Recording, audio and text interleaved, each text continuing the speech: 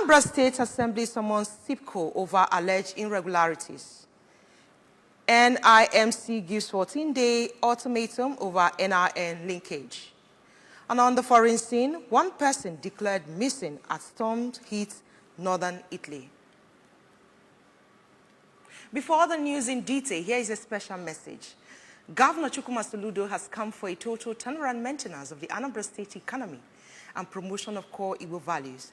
Let's give him maximum support for the task ahead. Good evening and welcome. My name is Chinyere Ikoreke. Details of the news.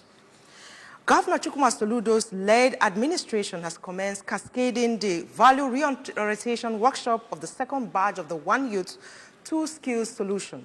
The workshops simultaneously took place across the 21 local government areas of Anambra State. Government House correspondent Ejike Abana reports. Among the places visited within the 2 days include Oka South, Oka North, Agwata, Onitsha North and South, Nnewi North and South, among others. Recall that the One Youth Two Skills Value Orientation Workshop for trainees is coming shortly after 620 master trainers were equally tutored. With the theme, Setting the Right Values for a Prosperous Homeland, the Trainees Workshop aims to equip participants with the requisite knowledge. According to the Commissioner for Youth Development, Mr. Patrick Agamba, who monitored the training centers across the state, Anambra State government regards human capital development as pivotal in the agenda and vision of Governor Soludo. Mr. Agamba noted that this has projected the present administration as one that is creating unlimited opportunities for youths in the state to equip them with employable and exportable skills. He charged the trainees on being dedicated and submissive to their master trainers, as they are fortunate to be among the 8,620 beneficiaries of the scheme out of the 200,184 youths that applied. Humble, discipline, and patience. Nothing good comes easily. Ensure you respect your master trainers in order to get the best from them. The Transition Committee chairman of the local government areas visited commended the governor for empowering the youths in the state and urged the trainees to be focused and strive to become the best. Some of the trainees applauded the scheme with a promise to fully participate in all the stages. Given the approvals obtained from the success of the scheme, it is expected that the second batch will have a greater impact than the first batch. Anambra State Independent Electoral Commission, ANSEC, has commended Oyi and Ayamelemu Council areas for making adequate preparation ahead of the September 28th local government election in the state. The chairman of ANSEC, Magistrate Genevieve Osakwe, gave the commendation during the familiarization visit of the commission to the council headquarters in Nteje, in Oyi Council area of the state. Briefing stakeholders of the two council areas, the ANSEC boss revealed that the purpose of the visit was to ascertain the position of ANSEC offices in all the local government areas and to educate and sensitize stakeholders, political parties, religious bodies, and community leaders on the upcoming council election in the state to enable them to mobilize and educate their followers and other residents. Promising that the September 28th election in the state will be a pace-setter for other states and one that the country will emulate, Magistrate Osakwe, who spoke through the Commissioner in charge of Information and Publicity, Sir Anthony Nalwe, urged the local government areas to provide all necessary requirements needed in the offices to have adequate security to protect the equipment that will be used in the forthcoming election. Responding on behalf of the council areas, the Transition Committee Chairman for Ayamelemu, Mr. Afosos Ofomelu, and his Oyi counterparts, Mr. Emmanuel Weke, and some stakeholders, Apostle Chijioke, Ozoemena, and Barrister Ernest Okafor, appreciated the Commission for the visit and assured that the council area are committed to electing a credible candidate to lead their councils and pleaded for early arrival of electoral materials and personnel on election day. Other members of the Commission in the entourage for the tour were the ANSEC Commissioner in charge of Welfare and Field Services, Mrs. Helen Ume, and the Commissioner in charge of Logistics and Operation, Mrs. Patience Ikeagu. Anambra State House of Assembly has summoned the administrative and management officers of Steering Oil Exploration and Energy Production Company, SIPCO, to reappear before the Assembly on Tuesday, 17th September 2024, to present documents detailing their business operation within the state. The summons was issued during a plenary session by the Speaker, Right Honorable Somto Chukwudeze, following the interrogation of SIPCO representatives at the State Legislative Complex regarding their operation in Obaru Council area. Imalo Chibata filed the report. Assembly directed SEPCO to provide evidence that they have established a host communities development trust in compliance with Section 253, subsection 3 of the Petroleum Industry Act, PIA 2021. Show proof that 3% of the annual budget has been paid for the years 2022, 2023, and 2024, and also submit documents detailing the projects executed as part of their corporate social responsibility. Further documentation requested includes the needs assessment of the host communities in line with Section 251 of the PIA, a comprehensive environmental impact assessment, and a plan for natural gas flare elimination and monetization by Section 108 of the PIA. The Assembly also demanded that the company present its decommissioning and abandonment plans, evidence of output metering for daily oil and gas production, a list of Anambra employed by the company, and proof of tax payments to the state since the company's inception. The Speaker, Right Honorable Udeze, emphasized that the company's appearance before the Assembly is driven by concerns over insecurity in the host communities, environmental degradation, complaints and petitions from the communities, and the need to ensure that Anambra State benefits from the company's operations. Earlier, during a committee session, the Speaker expressed concerns over the unrest in these communities, which has led to significant problems and damage, rendering some areas desolate, while noting the abandonment of corporate social responsibilities and the failure to fully implement the PIA in the host communities. I want to find out your activities in those areas, knowing your input and your output from that area, and how the Anambra will benefit of the activities of your company. In an interview following the plenary session, the chairman of the House Committee on Petroleum and Mineral Resources and member representing Njikoka Constituency 1, Honorable Chidebele Ibemeka, expressed the need to give Anambra a sense of belonging regarding the mineral resources being explored in their land, protect the interests of the host communities and the interests of the state government, where revenue is being shortchanged. In response, the General Manager of Community Relations and Security at SEPCO, Mr. Austin Atwona, refuted some of the allegations against the company, claiming they have made significant contributions to their host communities, including road construction, water projects, scholarships, health center renovations, and contracts awarded to local families. The Assembly also recommended that other oil and gas exploration companies appear before the House on the same date, 17 September 2024. The companies include Sahara Energy Resources in the Ihiala Council area, Orient Petroleum Resources in Anambra East, Cotton Wooden Gas Limited in Ayamelum, and the Nigerian Upstream Petroleum Regulatory Commission. The Group Chairman, Chief Operating Officer, Vice President of the company's Group Managing Director, Base Manager, Head of Environmental and Production Department, and the Head of Safety and Environment of these companies have all been asked to appear before the House. More citizens of Anambra in the diaspora, leading to Governor Chukwuma Soludo's administration's call to public-private community partnership for the development of the state. One of such persons, Comrade Matthew Chukwukwebe, in response to the call, has cited a branch of his company, Global Exhibition Technology Limited, on Wachi, Agulizigbo Road, Amezike Village, Agulu, in Anocha local government area. Amaka Chibuzo Okoye, now report.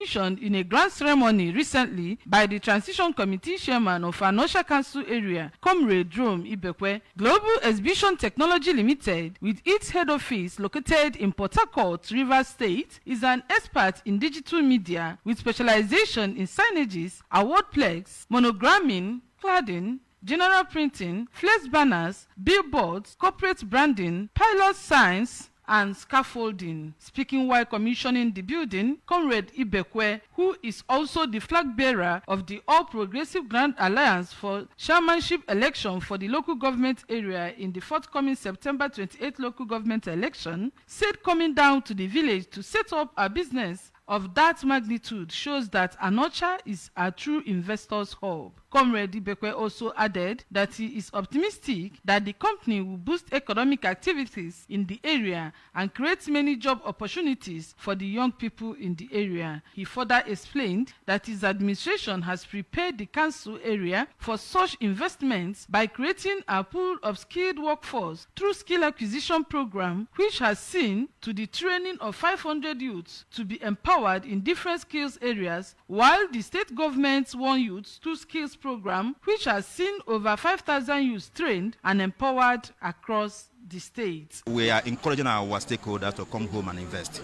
Come home and invest, because it will create job opportunity, it will create hope for our youths. It will also boost the economic value of Anocha. We have a conducive environment where our people can come home and invest. The founder and managing director of Global Exhibition Technology Limited, Agolo, Comrade Chukwukebe, lamented that Ndi Anambra are reckoned as billionaires and multi-billionaires across the country and the globe, but a greater percentage of their investments are not in the state, saying that this realization underscores the urgent need for Ndi Anambra to come home and invest. Comrade Chukwukebe expressed optimism that his company will bring opportunities to the teeming population of young people in the state and called on other wealthy Ndi Anambra to come home and be part of the development drive. I felt it's necessary for me to bring my company home. That's why I came to build with the little one I have, and equally advising my co-Anambrarians to emulate this and bring something home. Earlier, while breaking the kola nut, an elder in Amezike village, Agolo, Chief David Onigbo, said that God has answered their prayers through their son, as many young people have been gainfully employed. Also in his remarks, an elder brother to Comrade Chukwukebe, Mr. Fabian Chukwukebe, expressed happiness with the bold step taken by his brother, saying that their services are now close to the doorsteps of those who need them. We're going to grow from strength to strength, and the company will grow in such a way that he opened another one in another place. Before the official commissioning, Reverend Father Dr. Richard Ekebo said a special prayer for the new branch and sanitized the area with holy water. The company also displayed some of their products and services to the appreciation of their guests. From Amezike Aglo in Anosha Council area, I am Amaka Chibuzo Okoye for ABS News.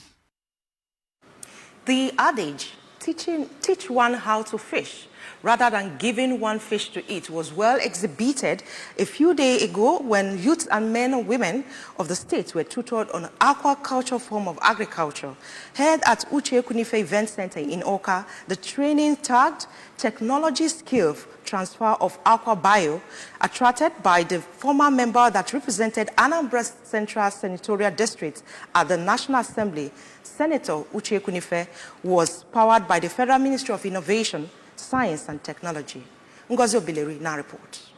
Over 200 participants at the event were selected from all the 326 wards of the state. The three-day event featured lectures, training, practicals, and an excursion to a fish pond in Okpuno with concrete ponds and oven. Declaring the event open, the Director General of the National Board for Technology Incubator, Dr. Chukwu, represented by the Director of the agency in Southeast, Dr. Clarice Chijioke, expressed joy that people of Southeast Extraction are beneficiaries of the program and advised the participants to avail themselves of the life-changing opportunity. Dr. Chijioke, who doubled as a facilitator at the program, tutored the participants on entrepreneurship development and business opportunities and gave an overview of how to develop and excel excel in businesses, where she explained that an entrepreneur has the initiative to transform the business to make gains. An entrepreneur, the person will be called to the work. The person will produce a lot of products, and there will be innovations in the products. In their separate speeches, some representatives from the Federal Ministry of Special Duties and Intergovernmental Affairs, Mr. Samuel Usman, and Nkole Obuago from the Federal Ministry of Innovation, Science and Technology, Abuja, said that they are at the event to monitor the event to ensure that it happened as planned for the desired change. Government cannot reach everybody at the same time, but it goes through a process. So the participants, that's a very good opportunity for them to key into it.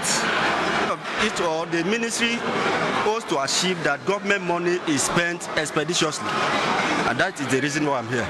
Another facilitator, Mr. Ahmed Oyarebu, took the participants on catfish and crayfish farming, site selection, preparation, growing and harvest, what to do at each stage during the 6 to 9 months rearing for catfish and 3 to 4 months for crayfish in order to come out with greater yields, and appealed to federal government to provide seed money to the participants so that they would start the businesses after training. I think the government should look at giving these participants a little startup capital to enable them go ahead with this skill, not just giving them the money, but you need to monitor them to ensure efficient use of that resources you've given to them. The second day of the training featured practical sessions on catfish production, while the third day featured training on mushroom production, modern processing methods, and machine requirements by Mr. Emmanuel Chukwu, even as Mr. Esther Igwe coached the participants on financial management. Some participants appreciated the organizers of the program, especially Senator Uche Ekunife, for allowing them to be self-employed, promising to start up their own business with the training they have garnered. In Oka, I am Ngozi Obileri for ABS News. When ABS News returns, NIMC gives 14-day ultimatum over NIN linkage. Person declared missing as storm hits northern Italy. Here is a special message again. Governor Chukwuma Soludo has come for a total turnaround maintenance of the Anambra State economy and promotion of core Igbo values. Let's give him maximum support for the task ahead. Stay with us. I'm in love. Hey, mommy. What? Sonia tomato mix, stand up, Pacho. Sonia tomato mix, stand up, Pacho. Easy to open, easy to squeeze, easy to scoop, and easy to stir. Dishes come alive with so much taste. Stand up, Pacho. Sonia tomato mix, of course. Sonia tomato mix, yes sir. Sonia tomato mix, stand up, Pacho. I'm in love. Oh, with you, of course, my darling. Sonia tomato mix in a new stand-up pouch.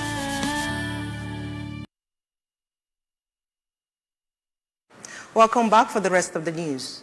The National Identification Management Commission, NIMC, has assured that its system for National Identification Number, NIN, services are operating efficiently ahead of the NIN SIM linkage deadline.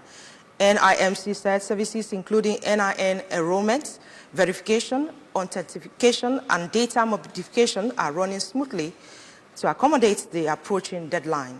In a statement by its spokesperson, Kayode Adegoke, the Commission noted that all of its over 10,000 enrollment centers, both nationwide and abroad, are fully operational. It advised Nigerians and legal residents to visit any of the centers to complete their NIN enrollments before the 14th September 2024 deadline by linking NIN with their SIM cards. On the foreign scene, after a severe storm that hit Rome last Tuesday, damaging the famous Ark of Constantine, another wave of bad weather has hit northern Italy and caused damage, traffic, and disruption. A storm hit Milan, leading to widespread flooding and traffic jam. Part of the courthouse is underwater, and efforts are underway on the third floor to contain water leaking from the roof. Although there is no immediate danger for the Lambro and Severos routers, Milan Security Councillor Mr. Marco Granelli warned that Facebook that storm will last all day and may get worse. Remember that you can follow news and programs on ABS from any part of the world by liking our Facebook page at Anambra Broadcasting Service. Subscribe to our YouTube page at ABS Television Oka. On X at ABS Radio TV. On Instagram at ABS Radio TV. You can log on to our website at www.absradiotv.com. The main point again, one Youth 2 Skills Solution Trainee Value Orientation Workshop has spread across 21 local government areas. Anambra State Assembly has summoned SIPCOs for over alleged irregularities. NIMC has given 14-day ultimatum over NIN linkage. And on the foreign scene, we told you one person had been declared missing as storms hit northern Italy. To end the news, here's a special message. Governor Chukwuma Soludo has come for a total turnaround maintenance of the Anambra State economy and promotion of core Igbo values. Let's give him maximum support for the task ahead. Thanks for watching. My name is Chinyere Ikoreke. Good night.